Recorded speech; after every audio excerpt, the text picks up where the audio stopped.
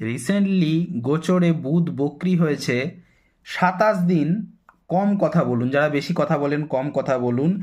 যাদের অস্থমার প্রবলেম আছে, অ্যালার্জির প্রবলেম আছে, তারা একটু সাবধানে থাকুন, মেডিসিন নিজের সঙ্গে রাখুন। বাড়ির পোষ্য জীবজন্তুদেরকে, বাড়ির ছোটদেরকে একটু বেশি টেক কেয়ার করুন, যত্ন নিন।